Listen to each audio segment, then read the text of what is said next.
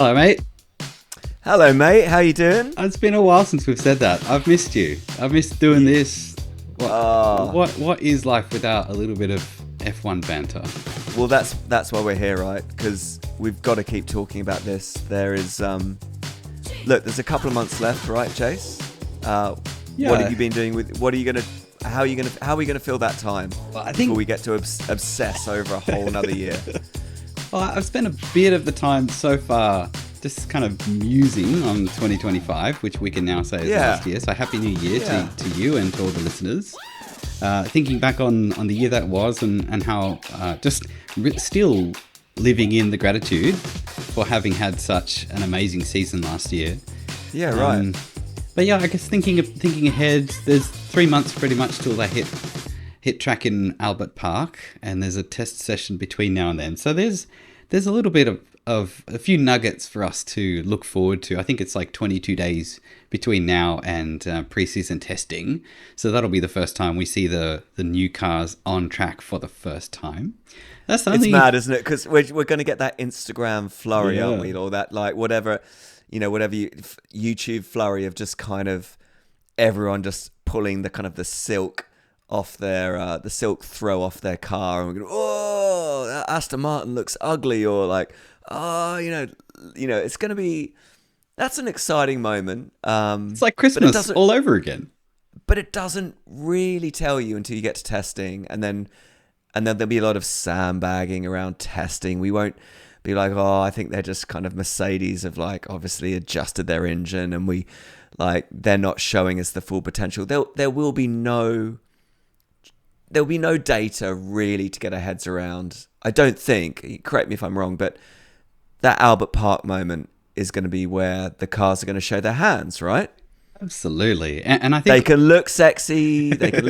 We can read all the rumors, but that's going to be the moment, and we are going to be locked in, Jace. Absolutely. And I think also not necessarily the first practice session in Albert Park. I think it's going to be the race laps of the first few Grand Prix, because I think from what I've gleaned of the new regulations, a lot of it comes down to the racing. It's not just about the car design and how you put it together and getting it to the track, or even going fast on a single lap quali lap. It's actually down to how the drivers get into the cockpit and race those cars on track with other cars alongside them. That's going to be the real test, and we're not going to get that. Although, I wonder, do you think we'll get any sort of pseudo races during the preseason testing? Do you reckon we'll get any? You know how sometimes in practice sessions you see two cars kind of jockeying for position and doing a bit of fun and games? Do you think we'll see a little bit of that in the preseason testing? No, I don't think anyone's going to show their hands. I really don't. I would love that. I think we would all love that. And I might be wrong, but I just think, well, look, I think what you've said is right. I think from what I understand of the regulations, this is going to be a way more complicated car to drive than what we've had in the last 4 years. They have got so many elements to deploy. I mean, we can talk about some of those. Not that we're kind of engineering experts, but the FIA and F1 have put out a lot of information now about what is going to be in the hands of the drivers. It looks complicated, and I think the reason that's exciting is that it's going to mean that we're going to watch first-hand drivers get to grip with a very, very new breed of F1 car. These cars are smaller, they're narrower, they're lighter, they've got this kind of tighter wheelbase, which means they'll be able to be more responsive through corners. Gone are these ground effect floors that look kind of like mazes and sculptures, these kind of incredible sculptures. We're going to have very flat floors, which means the drivers are going to be able to or the engineers are going to be able to kind of really adjust the ride height depending on a different track. So we're going to see kind of a lot of different setup engines where we're done with DRS. We know that. We've got active aero, which sounds like awesome. It's something that the drivers can deploy throughout the race. There's no being in 1 second to have active aero. You can adjust the front wing and the rear wing to get more downforce in corners and to get more straight line speed. And there's a bunch of other stuff there's a couple of other buttons. There's the overtake mode and the boost mode. So there's all these things, and we're going to get to watch real time the best drivers in the world kind of get to grips with this. And they'll be in the sims and they'll be practicing and they'll be doing test days, but I don't know, this just feels very intense and very new. Yeah, and I would say the F1 cars have been quite complicated for a while already. So it's not like we're going from, two buttons in the turbo era of the 80s where you literally had a stick shift and that was it. And a button for turbo. But the cars have been complex for some time now, and we're adding a whole bunch of additional complexity on top of that. And why is that a good thing? In my opinion, that's a good thing because it all comes down to the monkey behind the wheel, the person and their skill, their ability to know the rules, know how they get applied, know how to make the most, how to optimize them on track when in battles, when there's a million other things going on and they need to concentrate on everything all at once. For the best of those to be able to bring that skill, to bring that speed of execution to the track, that's the exciting bit. And when I think about, say, overtake mode compared to DRS, because I think there's a kinship there between them. With DRS, the thing about DRS is that you open the flap or it closes when you brake or you end the DRS zone. There's no cost to the chasing car for running DRS. You press the button, it opens the flap, you go faster. It's a free overtake. That's one of the complaints about DRS. Yeah. But with the overtake mode, you get a benefit by being able to deploy additional electrical energy. But if you haven't got that electrical energy because you've used it all up, coming up to the point where you could be within that zone to do the overtake, then you don't get the cake. It's like you can't have the cake and eat it too. A little bit like tires. If you use up all of your tires to get to the point where an overtake is possible, but when you get there, all your tires are gone, then you can't actually achieve. So it puts a lot more onus, I think, on the skill of the driver. That's a really good analogy. Yeah. I think what you're saying is the tactical use of these kind of three modes. I mean, you've got active. Let's talk about. We've got active aero, which, like we've said, is the front wing and the rear wing being adjustable now, so they kind of shut down in corners to basically stick the car with traction and downforce to the track, and then on straights they flap open. So it's kind of a bit DRS-y in that sense, but it's both the front wing and the rear wing. So we've got active aero, and you do it corner by corner. It's up to the driver to decide when to deploy that. Absolutely, it's up to the driver. But there's no 1 second around that like DRS. You can just use that consistently. So the drivers are going to have to get used to deploying it and undeploying it in corners. But it's more complicated than that, right? Because teams will begin to play with this. As they begin to use this system, they'll begin to work out where they can almost, imagine a really tight section of corners, but you want to really launch out of the last one.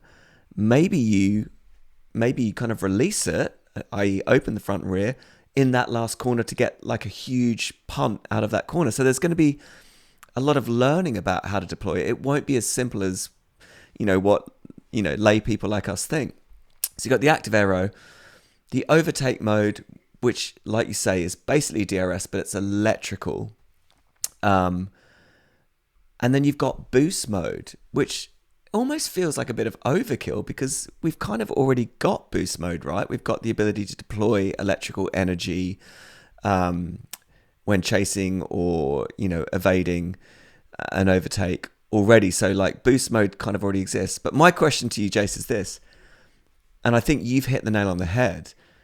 You've got all this electrical energy and two of those buttons, overtake mode, to be within 1 second to use, and boost mode, they're both electrical energy. Can you use them at the same time? If you use one, is there nothing left for the other? And that is really intriguing because I feel the teams are going to have to wrestle with what they do with this electrical energy. What'll be You can't interesting? just What'll be can interesting? you press both buttons like at once? Amazing. I don't know. Let's find out. I guess we'll find out when they get into a situation like that. I don't watch much of Formula E, but I have in the past, and I've seen some of these things turn up in Formula E in seasons gone by, where the amount of battery storage left, it's a little bit like fuel, is like the key determining factor as to who's got the legs to win the race. And Okay. they also have this thing in Formula E where, and I don't know if this is current, this is maybe 2 years old. There'd be a section of the track where they would have to take a longer turn through something to activate their attack mode, is what they call it in Formula E. And then they could do that in attacking or in defending situations, and they'd get a boost for a limited period of time. And at first it seems a bit gimmicky, so I hope it doesn't have that impact on Formula One as being a bit of a button, like a Mario Kart style, boost thing that you get. But what's great about it is that it offers another strategic choice. It combines with the way you use your active aero. It combines with the way that your setup changes affect your tires and the Yeah, wear over yeah, time and the tire yeah. compound that you're on. It affects also, it's affected by your general electrical energy use throughout the laps previous. And it also, I think, means that, well, hopefully we see this, battles don't just have a single corner outcome. There's sort of battles that last corner after corner, maybe even lap after lap, because one of them can't necessarily get such a great advantage over the other and just blast past and off they go up the road. So I don't know. I think the sort of variability that these things open up is really exciting. But I wonder, and I'd love your view on this, is will we see a kind of Tour de France style energy management racing emerge where all the drivers are too nervous to use up all their electrical energy and they keep hoarding it away just for that last sprint to the finish line? Will we end up with like very slow F1 races happening because of these changes? What do you think? I love this because this is kind of where my head's kind of in this place of like, I kind of want to frame this by saying we've got this really exciting new format with all these new buttons on the steering wheel, and the engines are now 50% electric, 50% petrol. Like, it's all feeling very exciting, but I guarantee year one is going to be so messy, and the FIA is going to get it in the neck. I mean, all that comes to mind is like, what about if at Monaco we like make everyone stop twice? That'll make the racing more dynamic. Or what was the Genius. race where we only had 25 tire limit? Qatar. Qatar. What about at Qatar? Like, this is, everyone's going to have to change tires after 25 laps. I think whenever Formula One try to do something to make the format more exciting, it often backfires. Now, that's not to say this regulation set isn't going to get very thrilling, but I imagine this first year is going to be messy. People are going to be moaning all over the internet saying like, can't believe it, these cars are like, this is boring. And they'll have to work it out. Like, that is a regulation set. They'll have to work it out. But my belief is, and my genuine belief is, this regulation set really is designed to make the racing more exciting and create a bit more of a level playing field for some of the smaller teams, or some of the less top tier teams. In fact, I was doing a bit of reading today, and there's going to be 3 moments this year where the teams that are underperforming will get the benefit of being able to adjust the design of their engine throughout the year. So, like, if you're like, Audi or kind of one of the Cadillac, and your car's just not up to scratch, you might get 2 opportunities throughout the year to make changes to your engine that the top tier teams won't. So I think they're really trying to kind of make this more, to try and level the playing field a bit, which I really applaud. And the engine manufacturers who've got less experience in this realm will benefit will greatly benefit from that, because the likes of Yeah, Mercedes, maybe Ferrari as well, they've got real vintage in this sport. They've got history of coming out of the gates really strongly when a new regulation set comes in, and able to deliver. they will probably, I think, perform well at the start of the season. Whereas, I suspect that Red Bull powertrains might struggle a bit, even from a reliability point of view. But those little checkpoints, I suppose, throughout the season, that'll offer up some opportunity for a little bit of a rebalance. That's pretty exciting. The other thing that I'm kind of curious about, and I'm not really sure where it's going to land, but how the new teams are going to fare. We've got Cadillac, we've got Audi coming in. Yeah. What's the third team? There's another one coming in. Well, those two are the main big ones. How they are going to perform, sort of fresh out of the gate. What do you think Audi's going to do? They've had, I think, a pretty solid end to the season in 2025 under the stake name, but now they're coming in as their own bona fide works team. Do you predict, success or failure for that new entrant? Do you think it looks bright and shiny? Oh gosh, what do I know, Jace? Like, it's gonna. I mean, who know? Like, my dream is that someone like Audi. My dream is that one of the single. So there's obviously 5 engines on the track, right? We've got Ferrari producing from themselves, and Haas, and Cadillac. It's got 3 Ferrari engines. We've got Honda now just doing Aston Martin. That's right, isn't it? Yeah. Mercedes are doing obviously themselves, Williams and Alpine. Audi is just doing Audi, the former Kick Sauber. And Red Bull is just doing Red Bull, albeit with, Ford Motors has entered. Like, I kind of hope that one of the teams that is just a single manufacturer just like does really well. Like, I'd just love to see out the Audi team, the Sauber team just working with like, I don't know, Mr. Audi comes in and goes, guys, have you thought about tweaking that compression there to getting it up to 18-1? And the Sauber guys going, like, and then they come out. Like, my dream is that, one of the single engine teams would do really well. My gut is that it'll be Red Bull and it will be Mercedes power units that will do really well. There's been a lot in the news. I know we've chatted back and forth about this, about some of the grey areas in this new set of regulations, particularly pertaining to a compression ratio that is achievable. So I think the previous compression ratio was 18-1. The new regulation is 16-1. Yep. So that's the amount of compression that you can get within the power unit.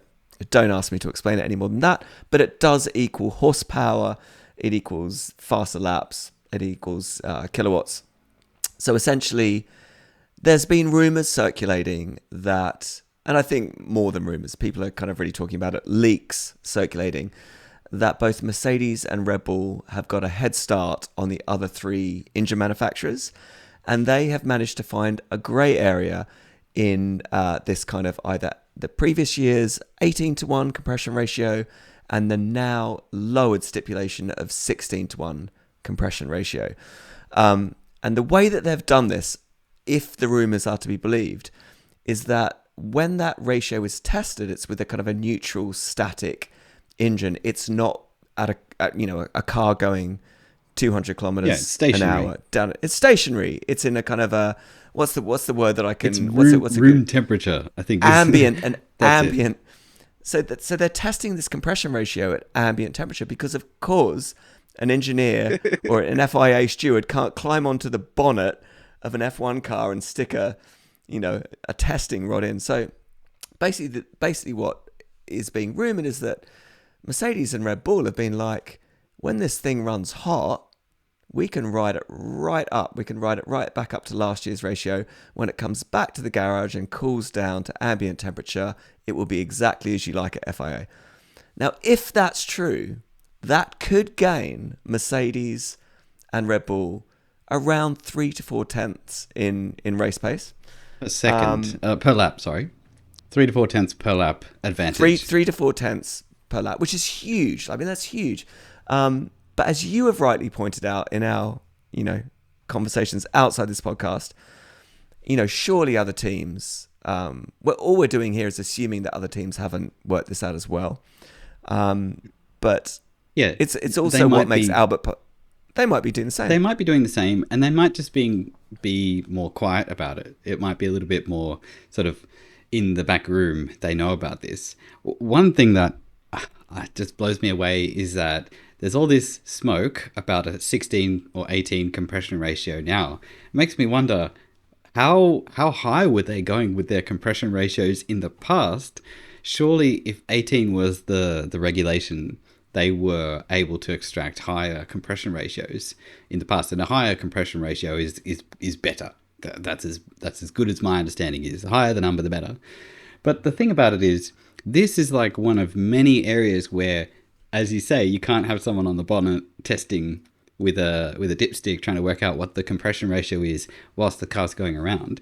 But it's not the only time when we've had this kind of thing. Tire pressures are an area that fluctuate with temperature, so it's very difficult for that to be measured at ambient temperature. I don't know if you remember spotting. I think it was 2022. They started putting dots all over the rear wing, and that was because there were teams were protesting other teams' rear wings from being too flexible and sort of gaining an advantage that way. So the FIA's approach to that was just to stick a bunch of dots on the rear wing so that the rearward facing camera could look at them and then they could measure it with pixels on the screen. So there are other areas where performance will be different on track compared to what it's like at ambient temperature on some weighbridge somewhere. But there are ways for it to be measured. I think the trick for the FIA is for those measurements to hold up in a court. You know, they need to be reliable enough. They need to be rigorous and defensible. Maybe not in a court of law, but you get what I'm saying. It's like you can't just say it's close enough, mate. It actually needs to be something that they can reliably, repeatedly do. So that's why they've gone with this ambient temperature measure. But it does open the door for teams to experiment. And it would be shocking to me if there weren't other arenas of experimentation that the other teams are doing. They're just not talking about it. Totally. I mean, like the kind of the flexible rear wing that you're talking about was predominantly benefited McLaren, and they could basically in kind of a garage setting, the stewards could go and kind of put pressure on the wing to measure the millimeters of flex. But like we've talked about with the compression ratio at 200 kilometers an hour, the forces acting on that wing do very different things to someone pushing down on it. So but what I think about this with F1 is these grey areas are where teams find performance, and it's kind of part of the game theory of it. It's like, okay, guys, so you've set an ambient temperature 16:1, but you haven't said any. It's basically, it's like, what haven't you said that I can do? And I, for one, celebrate that, because that's where it's kind of like working out a puzzle. Like, it's I don't know, it reminds me of the cricket. I think it was the last Ashes. There was this moment where, sorry to go on to another sport, but the Australian team bowled out the England team just because the English batsman walked off his line before the ref had basically said the ball's dead, and this Aussie just threw the ball at the wicket as this Englishman kind of walked forward, and that was it. Everyone in England said that's not the spirit of cricket. And people will say the same about, if Mercedes and Red Bull do really well and they've nailed it and no one else has, everyone will be like, that's not the spirit of F1. But it is the spirit of F1. The spirit of F1 is to find every millimeter of performance, to find the gold in the grey zone. So if Mercedes have done that and Red Bull have done that and the other teams haven't, fair play to Mercedes and Red Bull. Shame on you. Yeah, shame on you for not finding that. Yeah, I agree. Always has been. I would have found it. Always has been. Always will be. The spirit of F1 will be. It's this sort of the gamekeeper and the. I'll do it till you tell me I can't do it. Yeah. I'll do it. I'll keep doing it. I'll keep getting a flexible wing until you tell me I can't. Prove it. Prove it that it's prove flexing. It. Yeah. Prove it. Yeah. No, I think it's good. I think it's good. I think it's going to make for an interesting year. But the other thing to say is, like, and I think you're hinting at this as well, Jace, is that 16 to 1, 18 to 1, who cares if you've got a car with like no side pods, or like you mess up your aero, like, or your driver's not good, like let's just zoom out. There is so much more to these cars than the 16 and 18 to 1 compression ratio. So maybe there's a team that, hasn't cracked onto this, but they've got Adrian Newey designing their car who gets the best aero, and all of this is just a moot point. I really hope they don't have Adrian Newey designing their car, because he's the team principal now. So if he's still designing the car, then something He's is already seriously designed wrong. it. He's already wandered around with his notepad and pencil. He's designed it for sure. No?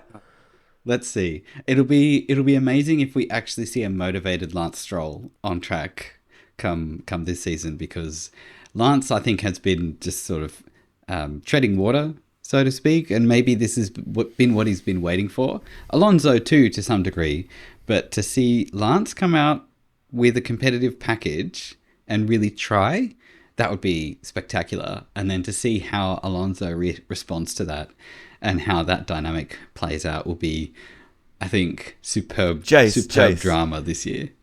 Jace, if there's a competitive package, then Alonso is just going to wipe the floor with him. This is the assumption, but let's wait and see. Not? Let's wait and see. Not? Okay. Let's talk. No, go on. You were going to say something. I was just going to say, I really love the mental image of a Mr. Audi waiting in the wings coming on to say, you guys haven't done this job well enough. I just wanted to congratulate you on that one. Thank you. Oh, thanks, mate. Going back to your point on interesting team dynamics and relationships going to this year, Jace, what would be your number one? Which driving pair up are you most excited about, from maybe from a competitive level, to see who's going to outdo who? Like, who are you watching closely? Maybe there's a few that you're really excited about. I'll give you a slightly jokey answer, and then I'll give you the real answer.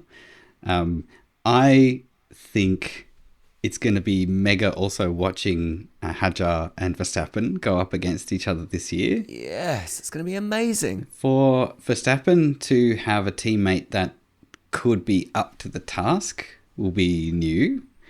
And it'll be interesting to see how Hadjar goes with the pressure.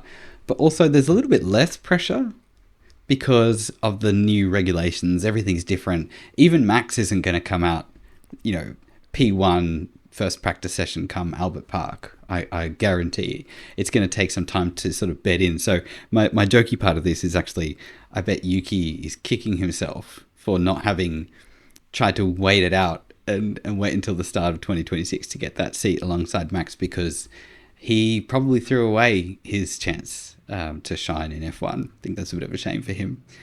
Do you know how I think about it, Jace? Before we go on to your next interesting one, I think about it. When you've got people have like 3 kids, and they always talk about the third kid as like seen everything. They've seen like their older children be disciplined, and they just don't give a crap. And I wonder if Hadjar's seen Red Bull churn through so many drivers, Liam Lawson and Ricciardo and all of them. He's just seen them all, Perez, he's seen them all get the flick. I wonder if he's just like going in eyes wide open to this. And I also wonder if he's going in with a bit of confidence that they probably can't get away with doing that again. I mean, from a PR perspective, I mean, it's really Horner's legacy. Let's be honest.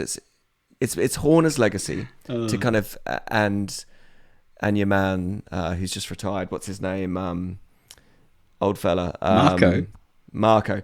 It's Marco. It's a Marco and Horner legacy, I think, just to kind of get rid of people after 2 or 3 races.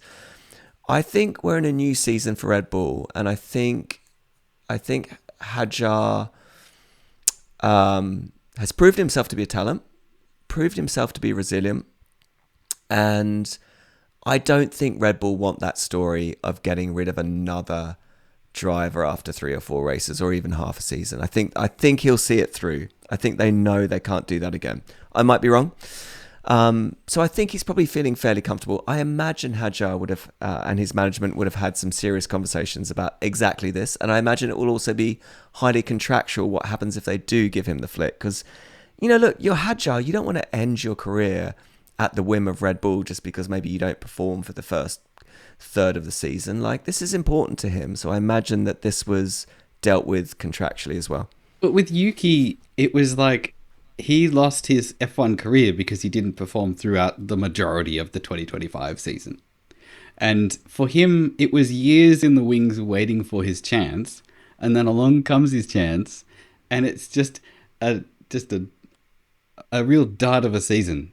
And it's like if he had maybe advocated for giving Lawson a little bit more time in the car, Lawson could have struggled throughout 2025, and Yuki could have swooped in for 2026 and been the next big thing alongside Verstappen. So that's why I think Yuki, his timing wasn't really right for that move. Although maybe he didn't have much choice.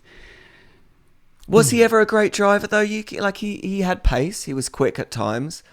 I feel like he's quite lazy. He didn't like to train. There's lots of kind of stuff about him being, just quite low energy. He's been in Formula One for quite a long time. Very different to Hadjar, who's just burst onto the scene with Antonelli type energy. I see that one of them as a bit of a world weary driver who's maybe not quite motivated, who's kind of in the car maybe because of Honda sponsorship as well. There's money floating about, a bit like Perez was kind of in the Red Bull, maybe a little bit because of money floating about. Whereas I feel like Hadjar's like a raw racing choice, a bit like Antonelli. I would put Antonelli and Hadjar as like raw talent. Who knows, maybe it goes nowhere, maybe they never become champions, but they both feel purebred. They feel purebred to me. Yuki, for a long time, I don't think has felt purebred. That's just my thoughts. Yeah. I could be wrong. Look, I can't argue that. He was kind of coming to maybe he was just coming to the end. And I guess with Honda, no longer being a partner. And Aston Martin didn't have a seat. So, okay, I've given you one. Which driver pairing are you intently looking out for in 2026? Oh, do you know what? I mean, I'm just looking at my little, like, I'm gonna quick fire them and not bore you, and then maybe you can pick up on if one of them is interesting. We talked about it before. Bottas and Perez, amazing partnership because they were both, number 2 drivers. So Perez was under Max as the number 1 driver, and Bottas was under Hamilton as the number 1 driver. But now they're just going to be standing in the dressing room, looking at each other, being like, After you. No, you first. After you. There is no number 1 driver. Let's race, brother. I feel like they're older, wiser, probably more chilled. They're going to go have fun, but it could get intense. I don't know. I would put my money on Bottas, but we'll leave that there. Mercedes, and you can speak probably more to this as an Antonelli fan, but Antonelli, Russell, I would love to see Antonelli wipe the floor with Russell this year, just because that would be fun. I'll leave that there. And of course, Hamilton and Leclerc. Is this Hamilton's last year in F1? He's got everything to fight for. He probably doesn't have that much to lose at this stage. Like, he's coming to the end of his career really soon. Will he just flip and go for it? Please, Lewis, cheer up, talk to the media, have fun, and go for it. Cheer up. I think we spent quite a lot of time last year talking about Hamilton and his emotional state, so I'm gonna give that one a pass. Yeah. I am also really keen to see what happens with Bottas and Perez, and if one of them stands tall and takes on that lead drive role. I also think Bottas has the advantage here, but in Perez's case, I think Bottas has spent quite a lot of time being more in the marketing, PR, social media world for Mercedes in the last year. He didn't do any on-track driving at all. And I don't know, maybe Perez has been in the gym the whole time, just sort of laser focused, looking down the sights, going, I am not going to be unseated like I have been in the past. I'm going to win back my pride. I'm going to be everything that Caddy needs me to be, and you ain't seen nothing yet. And wouldn't that be an amazing kind of coda to his career? Because similar in a way to Yuki, Perez was a bit of a journeyman. He jumped around from team to team. And when you look back on the history of number two drivers at Red Bull, Perez was easily the best of that lot. He outshone Albon, Gasly, Kvyat, Ricardo, Yuki, Lawson. Like, none of them could hold a candle to what Perez was able to do. Totally agree. In 2023, the season that Max Verstappen won 19 out of the 22 or 23 races, only Perez and Sainz won races that year instead of Verstappen. Every single other race was won by Verstappen. So Perez, I think we all looked at him with scorn and disdain at the time, but with the benefit of a little bit more time, I think actually Perez was massively underrated. And it'd be amazing if he came back, and as much as I like Bottas, and I think he's the favourite, it'd be amazing if Perez came back and wiped the floor with Bottas. That would just be such drama and be fantastic to see. Well, yeah, and you know, the scorn of being given the flick by Red Bull after his faithfulness, maybe he's got a bit more fire to prove himself than Bottas kind of standing in a river without his pants on, holding a fish, which is, you know, a reference to his kind of nude calendar that he did. I just love Bottas, so I kind of want him to win. But I think you're right. I think there might be some fire in Perez to go and kind of make a point and make Red Bull really feel what they let go. Yeah, but you know who will really be? I'm hoping this is the season, 2026, the season for Williams to shine. For Sainz and Albon to share the top steps of the podium, for Williams to reach those lofty heights again. I mean, wouldn't that be absolutely epic to see Williams come back and who knows, maybe even win the championship? Well, dude, if like McLaren can come back, then Williams can come back. And James Vowles is an incredibly intelligent human being and like seriously tenured at Mercedes, seriously experienced, and what I'm seeing is like a stock chart like gold. You know, it doesn't make all time highs overnight, but it grinds up, you know. And I see Williams kind of grinding up. James has already said he doesn't expect to win a championship for like another 3 or 4 years. But that is his expectation, is to win one, which is very important. But he's realistic about the journey to get there. And they're just taking step by step. And what were they, 5th in constructors this year? That's huge. Yeah, massive. They were the best of the rest.